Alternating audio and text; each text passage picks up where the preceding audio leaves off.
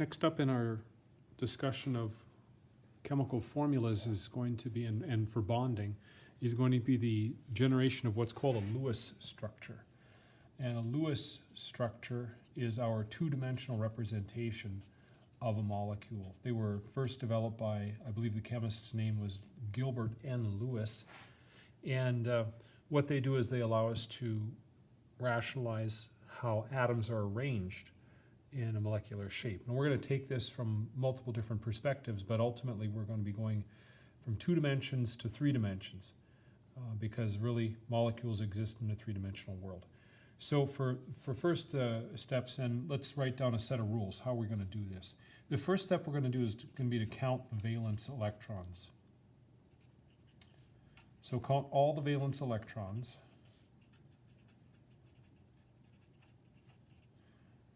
Of the atoms in the molecule.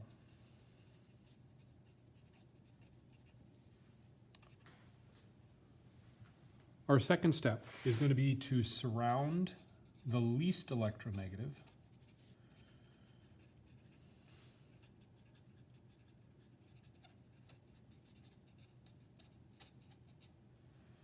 atom by the others.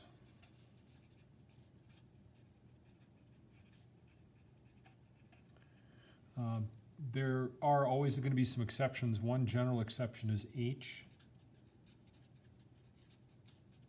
This is always on the outside.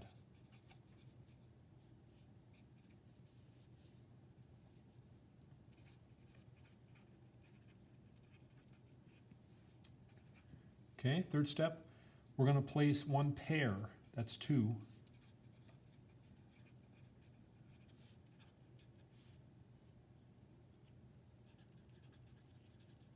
one pair of electrons in each bond.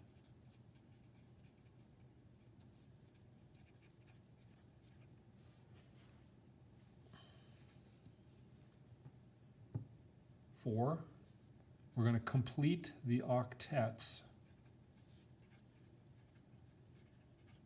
of the atoms bonded to the central atom.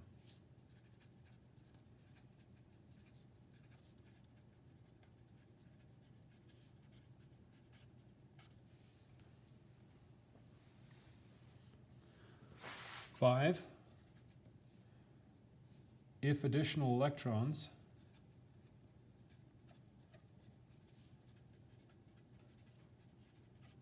remain, we want to place these on central atom.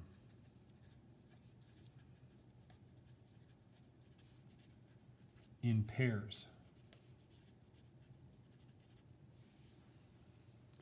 Now the sixth step is usually the one that people want to jump to right away. When you get used to drawing these structures, sometimes you can try to anticipate what it might look like, but I offer a caution here in that if you follow the rules step by step, the chances of making errors are going to be smaller. Of course there will be exceptions, of course we're going to address those, but for right now let's just stay to the simple rules that we have here. Finally, if an atom, a central atom, lacks an octet, remember that's 8 electrons, basically a full shell, S and P, then you want to form multiple bonds.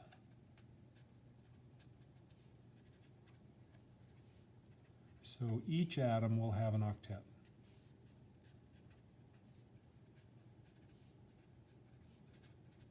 Again, there are exceptions. Hydrogen is an exception. This is why it goes on the outside, because it only needs 2 electrons. These are generally drawn for covalent structures. It's not to say you can't draw them for ionic substances, but it's generally the case we're going to see a lot of these as covalent molecules. Let's employ the rules. We're going to do an example here. So have those handy. We're just going to follow the steps, 1 through 6. So here's our molecule. First one, CH4. This is methane, natural gas. This is what you're going to burn if you have a stove or a furnace and you live in town. Okay, so we're going to do a little accounting. We have 1 carbon atom, and it's in group 4b. So that means 4 valence electrons. If you recall, 1s2, 2s2, 2p2, so that adds up to 4. Then we have 4 hydrogens, and each of those are going to have 1 electron because it's in group 1. That adds up to 4. Our total then is 8. 8s are nice numbers. That's an octet number. So if you get a lot of 8s, things are probably going right for you. Next step. Surround the least electronegative atom by the others except H. It's always on the outside. Well, okay, carbon, you could look it up. It's like 2.55 or something like that. Hydrogen's 2.2. So hydrogen is less, but remember, it's the one of those exceptions. It goes to the outside. So we'll take our carbon, and now we surround it with H's. And when we surround it, we try to want to keep some symmetry. More on that later. But for right now, we have 4 of them, so let's just put them opposite each other on the page. This is as far as they can get in a 2-dimensional shape. Rule 3, place 1 pair of electrons in each bond. So a bond is going to exist between 2 symbols. So the H and the C. So I'm going to put a pair there. That's 2, 4, 6, 8. I've used all my electrons. There's no need to complete the octets of the hydrogens surrounding because they are fine with 2 electrons. No additional electron pairs are left, so we're not going to put them on the central atom. They don't really exist, right? So that's our structure. Now this is one way to draw it. Another way is drawing a line to represent each pair. I would recommend you start with dots. Dots will fewer times make mistakes when you're using the dots as opposed to the lines. But ultimately, as you start to get more experience with it, you'll see that the lines are going to be a convenient way to do it as well. Okay, so that's our first Lewis structure. Well, let's do another one. Let's try SCl2. Sulfur dichloride. Okay, same set of rules now. We're going to take our atoms. How many do we have? We have 1 sulfur. It's in group 6b, so that's going to be 6. We have 2 chlorines. They are in group 7b, so that's going to be 14 total. And now we get 20. Okay, not a multiple of 8, but we can still work with it. So follow the rules. Chlorine is 3.16. And looking up sulfur, I'm quite sure it's going to be less than that.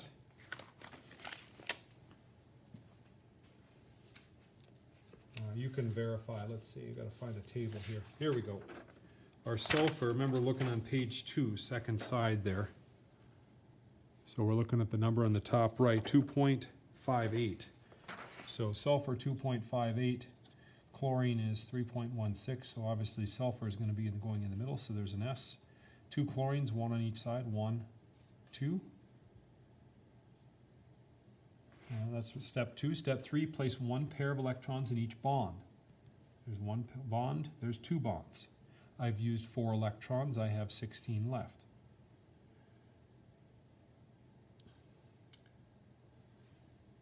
Now we want to complete the octet of the electrons, of the atoms on the outside, complete each octet. So there's 16, 2, 4, 6, 8, 10, 12. So I've used a total now of 12 of the 16 remaining. That gives me 4 remaining. Okay, now step 5. If additional electrons remain, place on the central atom in pairs. So we have 4, and that's going to make 2 pairs. 1, 2. So then if you were going to draw their line structures, it would look something like that. For now, I think it's wise that we put the lone pairs as well as the bonding pairs in.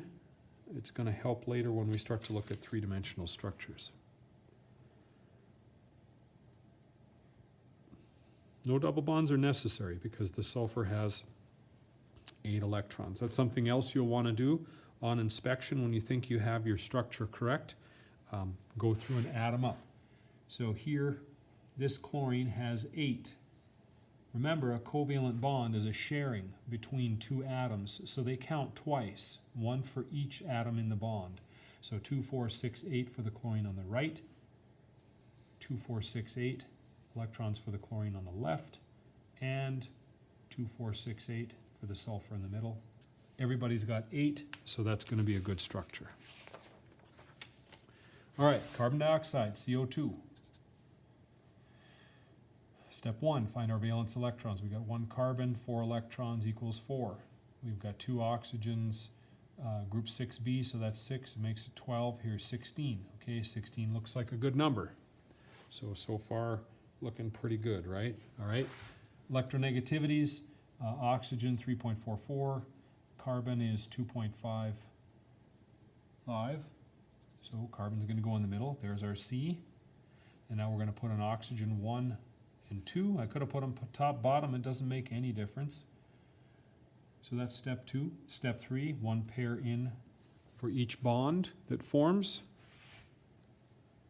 Step 4, complete the octets. I've got 12 electrons remaining. So 2, 4, 6, 8, 10, 12. First blush, looks like we're done. We've used all of our electrons. Looking good, right? Well, except for the fact that carbon lacks an octet. This oxygen's okay. That oxygen's okay. This carbon, not okay. It's only got 4 electrons. It wants 8. So how do we accomplish an octet for the central atom? Well, this is where we invoke Rule 6. Rule 6 says if the central atom lacks an octet, then we're going to form multiple bonds, so each will have 1. Don't try to be too hasty. Just do 1 at a time. What you do is you take the pairs on the outside atoms and you move them in. So here I'm going to do 1 at a time. So I'm going to have 2 pairs on the carbon, and then this oxygen here on the right will remain the same. Okay, check your octets. Oxygen's good. That's 2 pairs, that's 4, 6, 8. This oxygen's still good. It's got 8. Carbon, still not good because it's got 6. Well, it would make sense then that we could rotate a pair in from the other side. We would not want to necessarily put it here and make a triple to the O, but the reason for that's going to be coming later. So for right now, put that in there, and now we're going to have our carbon, our oxygen, 2 pairs. Check my count, 2, 4, 6, 8, 10, 12, 14, 16. All electrons accounted for. We have 8 on that O, 8 on that O, 8 on the carbon. That's a good structure. So then if you're using the lines, it might look like that. Remember, this is our representation for what an atom looks like. As atoms exist in nature, they're going to do their own thing, and so consequently, this is how we can rationalize these structures. All right, one more for now. Let's do one with a charge on it. So if I had NH4+, okay, now that is a valid structure. That is ammonium. It's a valid formula. If you have a positive charge, it means you have 1 less electron to work with. If the charge was negative, then you have 1 extra charge, extra electron for your structure. If you have +3, that means you have 3 less electrons. If you have -4, that means you have 4 extra electrons. So remember, in these formulas here for Lewis structures, positive means 1 less electron, negative means more electrons. So we'll do our account. 1 nitrogen, it's in group 5b, so that adds up to 5. 4 hydrogens, that's in group 1, that adds up to 4. So that's 9, but because it's +1, we're going to take away 1 electron. That now adds up to 8. So now it's looking pretty good. Okay, N goes in the middle. It is the more electronegative, but it's with hydrogens, so the hydrogens have to go on the outside. We surround the N with H's, 2, 4, 6, 8 to make our bonds. We've used all our electrons. Everybody's happy. The hydrogens are good with 2. Nitrogen is good with 8. One last thing, if you have a charged species, then you put square braces around it. And the reason for that is convention. That's just how we represent them. Okay, so that's several examples. I'm going to have a homework set related to these problems with Lewis structures. I'm going to put that on the board, and so you can look there. I'll also try to put it online. Have a good day, folks.